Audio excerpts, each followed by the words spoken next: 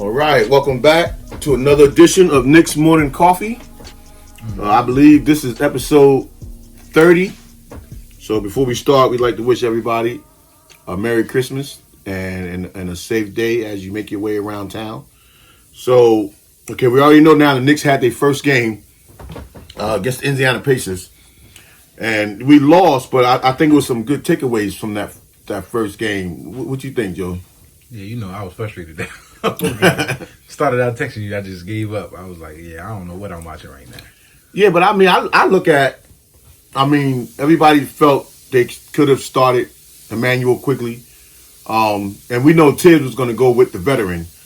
But I look at, to me, the key in that starting lineup, well, two things that I took away from in the beginning of the game. Now, even though we scored 66 points in the first half, that's good for anybody. But one, Bullock, to me, if we're going to stay in games, he has to hit that routine open shot. Like, that's got to be a staple in our offense. So when he starts missing them, to me, that throws off the rhythm of the team.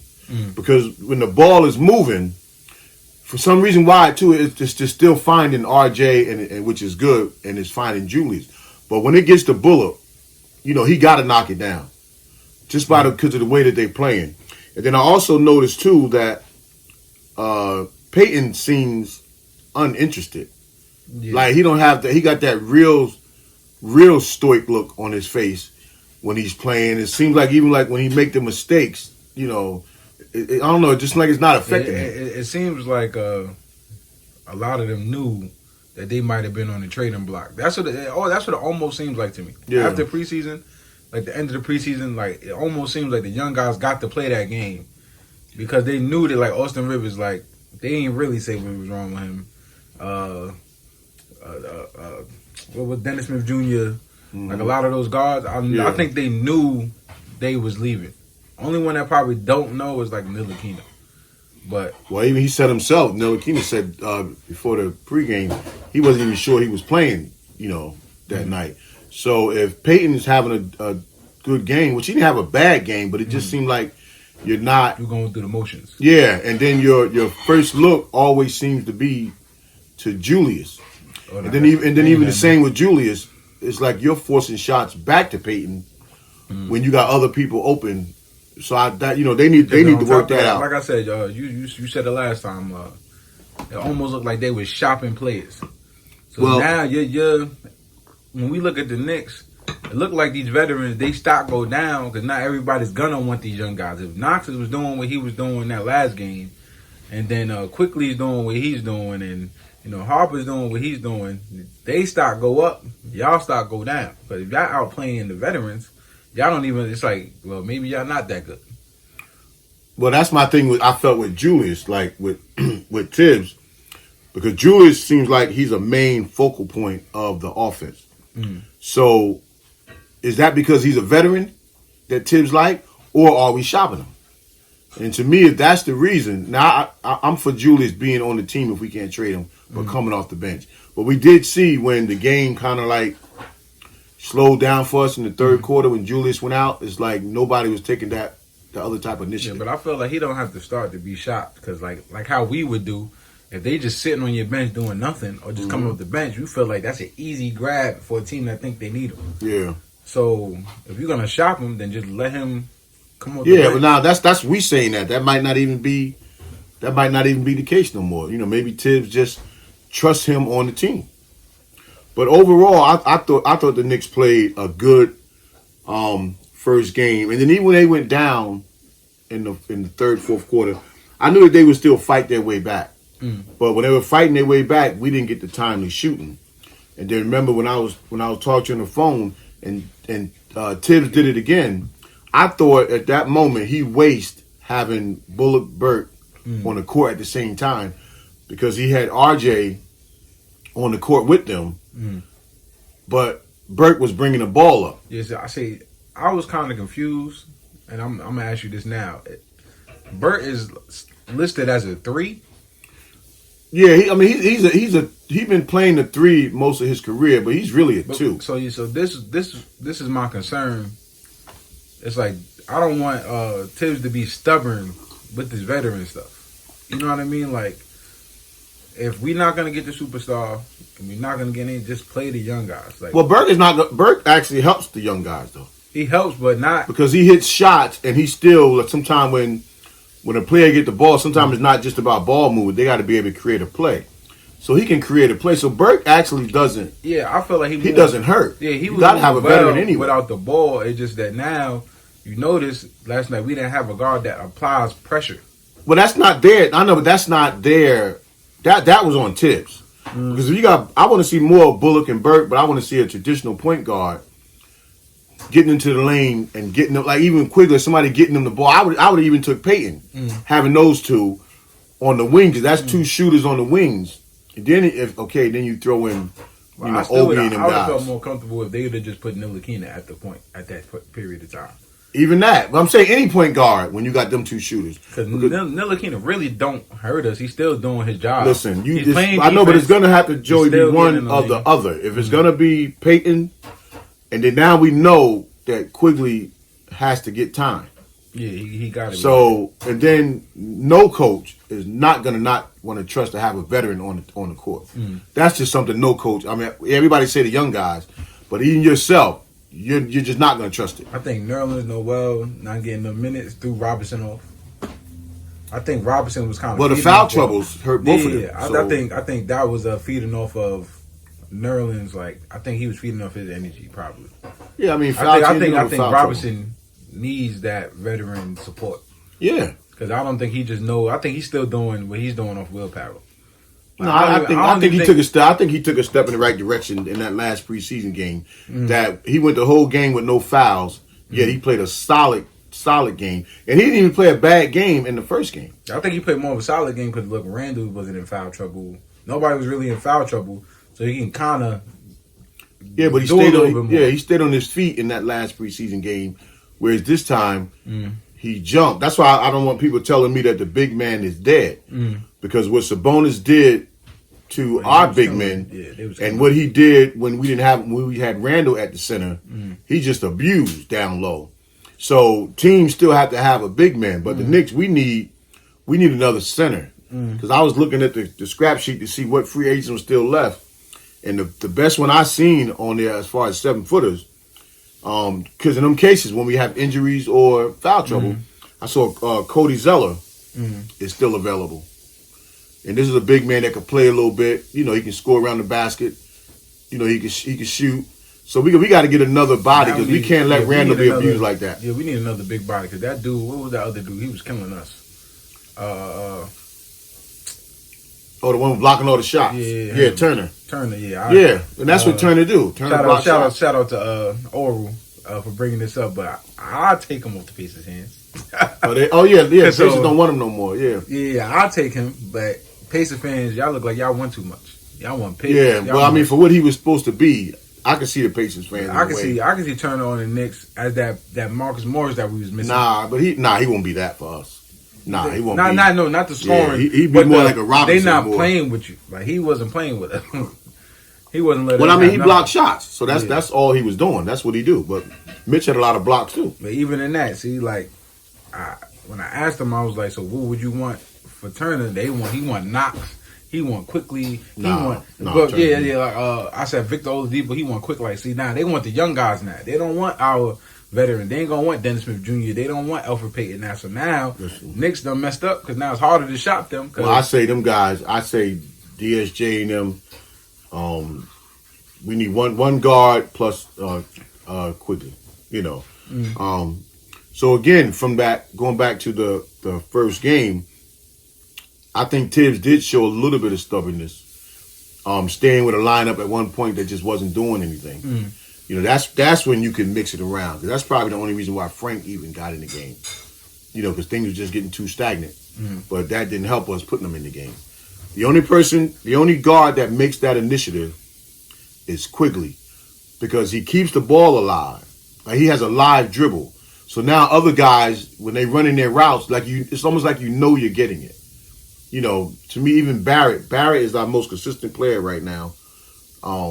And even he seems to feel more comfortable. So then that makes me raise a question because he can cheat more. He can do more. Well, he ain't got to cheat. He can play his game. He's playing defense, but now he can do extra. It seems like everybody feels like they could do extra with him on the floor. It's like he's doing the pointing and the moving as a rookie that a lot of point guards just don't do correctly. Well, he's commanding that. I mean, he's confident. That's just but he's commanding it. He's not. It's not like, and they listening to him. Yeah. All right. So this, I was watching SNY the other night, and then the guy had Mark Berman, one of the writers, and Ian Begley. So then they started asking the questions of what improvements do you want to see from R.J. Barrett this year, and all of them said shooting. So I'm just looking at it and listening, and I'm like, yeah, you want R.J.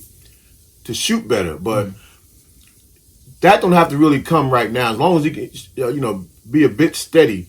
But I just want to see what RJ, and he's kind of doing that, and maybe a little bit more of taking control of the game. Sometimes you don't, like in Dwayne Wade's early years, take control of the game, and Dwayne learned to shoot later. So that to me would be more important right now than RJ's shot. Now I want him to get a better shot, but I want to see him more being like that alpha male on the court. That almost be like our go-to guy because the ball just really ending up in Julius's hand a lot. But he get that in his game, then the shooting will come because shooting, that's like a confidence breeder. Another question they asked was, what can we expect from Kevin Knox? So he didn't have a great game, of course, in the first game. But we see that when the Knicks are pushing the ball, which we were saying the past 2 years, his game is getting out on the wing and running. So when the ball is being pushed up the court where he can get it and make a play, where he can move around the perimeter, come off one of those back screens, even he came off some curls last week, that's what's going to help Knox. So there's no more he can add to his game. I mean, he got to be a more consistent shooter. But all that, again, it seems like he's a rhythm player. So all we can do for Knox right now, for him to add to his game, is push the ball. Push the ball and look for him. Look for him in areas where he's comfortable shooting the ball and let him attack the basket. Get it out to the wing, move it ahead and let him make a play. That's the kind of play where Knox going to elevate his game. And then from there, that will be infectious to the rest of the team. And then the last question was asked was, could the Knicks make the playoffs? So before I let you answer, let me say this. Before we make the playoffs, Mom, we shooting a show here. Oh, yeah, she got a music on, right? I just realized that. Mom. She can't even hear. We shooting morning. A show here. She's cooking the Christmas breakfast. Forgot all about what we're doing in here. Hey, Merry Christmas. All right, so the next question was asked was, can the Knicks make the playoffs? So I guess the odds in Vegas, they have the Knicks winning between 22 and 26 games. People hovered around 26. One of the sports writers said 30, winning 30, going 30 and 42. But I just look at, people have to remember that 10 teams make the playoffs this year. Now, right now, we're not even talking, we shouldn't even be talking playoffs. Let's just see where we lie when they get towards the end of the season. But if 10 teams make the playoffs, right? So you're trying to tell me that if you just look at it from eyesight, that the Knicks couldn't beat out the bottom feeders if it came to that. So let me just go over real quick who those teams are. So right away you would probably say Toronto, Philly, the Nets, Boston, Milwaukee, and the Heat, right? You could throw in Washington and maybe Indiana if you want to just round out an 8, only because they got Westbrook in Washington. So let's just say if that was the 8, which I'm not even sold on that, anyway. So then 2 more make the playoffs. So out of those 2 more, Charlotte, Atlanta, Orlando, you could maybe make a case for Atlanta with some of the veterans they brought in. Detroit, Chicago, and Cleveland, and then us. So out of Detroit, Chicago, and Cleveland, Orlando, and Charlotte, we couldn't beat out one of them teams. You know what I'm saying? Like to get into the playoff playing game. But I think the Knicks, when the second half of the season comes and we see where we lie, I think that we could have a serious chance of making the playoffs if that's the goal of the team. And I felt like that last year. That I think the Knicks, I think management had the Knicks mixing and matching. I don't think they never really fully committed last year to making the playoffs when the season started because it was too much change. You know, and I think if the coach in the beginning of the season had their way, that would have been a better team. Because everybody said we had got a lot of similar players last year and bum players, but the Knicks went out last year and they got, actually, to me, excellent role players if we had a star on that team. You know, you think about our team from last year, starting the season. Yeah. If you put one star on that particular team, the Knicks, they would have been very hard to beat. Exactly, yeah. You know. So what's your playoff take? Playoffs, I think we can do it. If those young dudes can play how we think they gonna play, you might as well just shoot for the playoffs. Don't shoot for 10th. Shoot for 8th. I don't see that's like far out. Because every other team does it. Yeah, but why even bother shooting for 8th? You know, shoot, you know, well, you shoot to win, but you're gonna shoot 5 for and 6 to be. Yeah, I feel like those are gonna be harder because we don't got no closing player. Yeah, but I tell you, if the way we play in defense and the way our offense and the defense is gonna get better. Yeah, that's all you really need is the chemistry.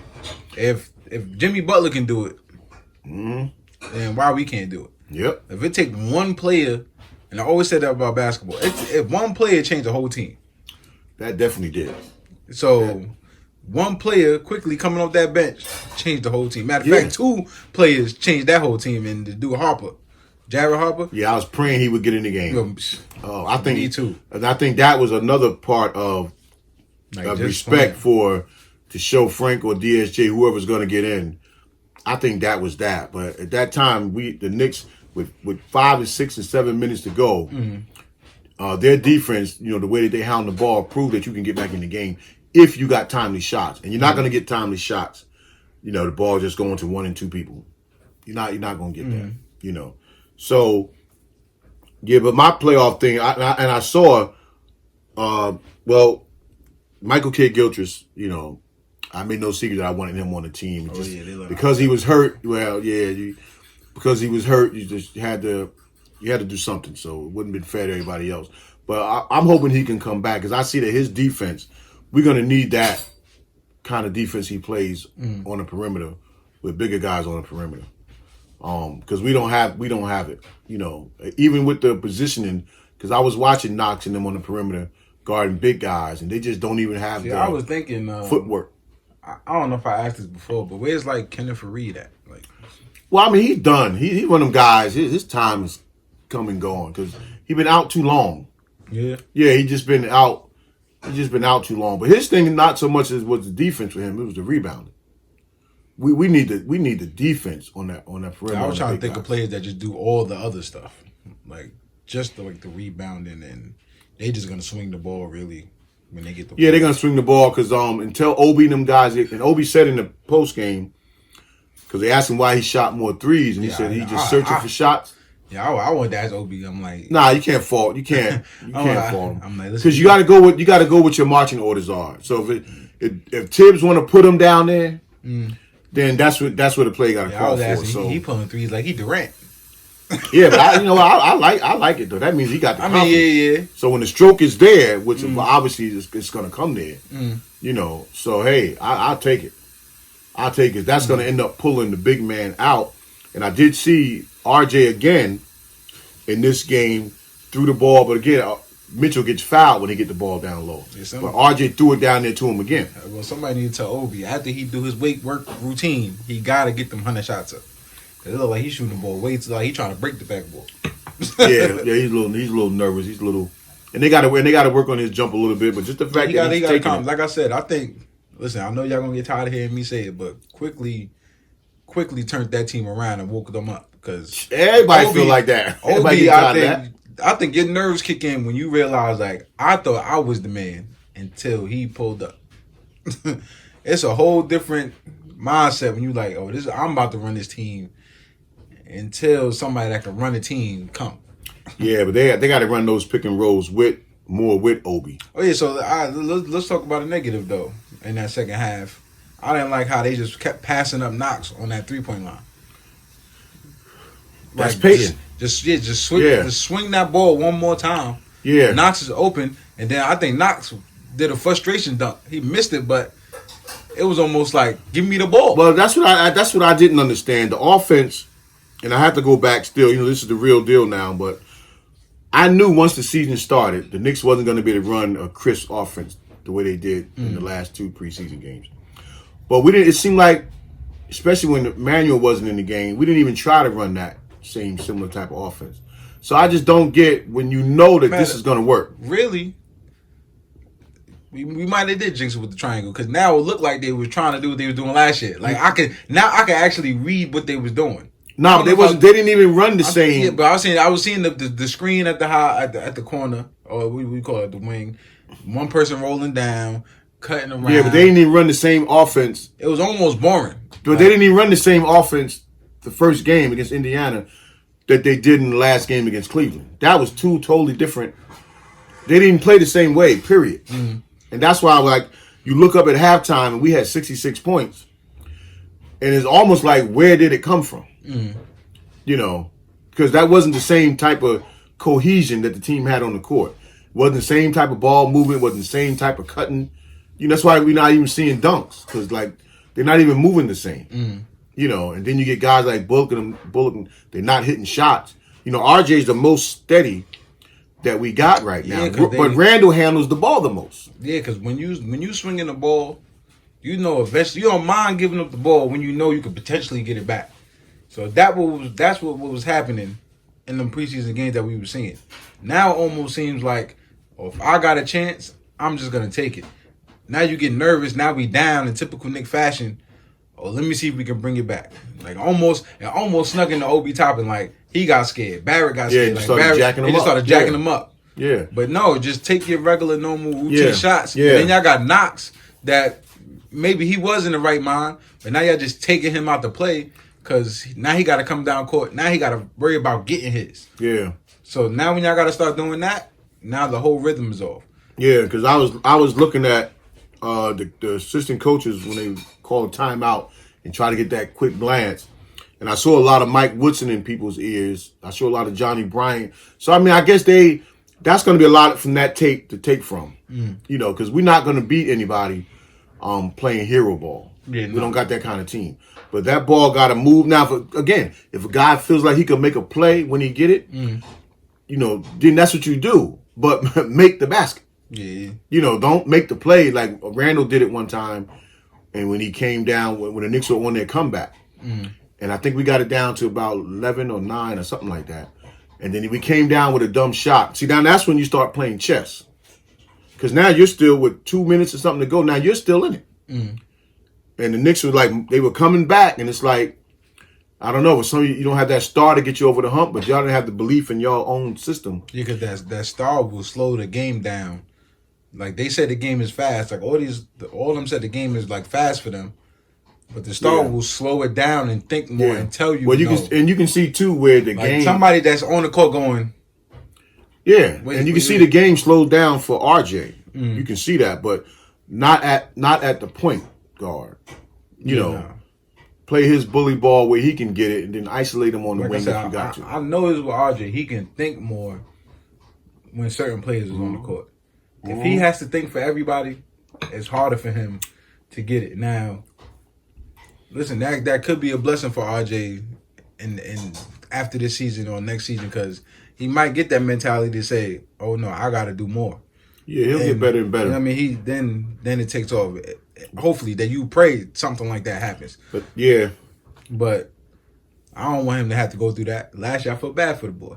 But that was a game. No, I didn't feel bad for him because that was a game. Though I think he plays his heart out, and then we shouldn't have gave that game away. Well, Barrett gonna be all right though. He come from good stock, so he gonna be, he gonna be all right.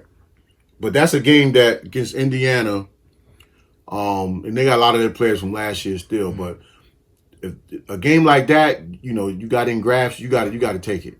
Even with this new young team, new coaching staff, we got to steal those games. And even when we get Philly tomorrow, which is going to be our first home game, Philly's a better team than us. I'm not saying that, but I mean, Mitch always plays real good against Embiid, you know, and then now you got Nerlens Noel too, so now it ain't just Mitch. So we have to find that balance of consistency. Because I know that this is going to be a good season for us, win or lose. You see the potential in the players that we got. So now it's just a matter of putting it together consistently. Yeah, they got to play. Yeah. So even though we talked some negativity during the course of, you know, this show, I know, and I'm sure Joey feels the same way, that this is going to be a real nice, exciting season for the New York Knicks. All right? So, I mean, I'm done unless you want to add something. Knicks, if y'all don't do it, you know, KD over there looking. Nah, I'm shut up. KD over there looking you know, good. y'all ain't gonna do the Knicks like that, but KD, man, KD looking good. I hate to say it, but Brooklyn looking Brooklyn, good. y'all, I'm happy for y'all. I say I'm happy for y'all. Well, I ain't letting Brooklyn be the last words come out my mouth. All right, so everybody, enjoy your Knicks home opener tomorrow, and we wish everybody a Merry Christmas. Like, comment, subscribe, real quick. Listen, y'all watching. Y'all not subscribing and liking. Oh. I mean, I see the stats. Don't make me have to call Dolan. No. Peace.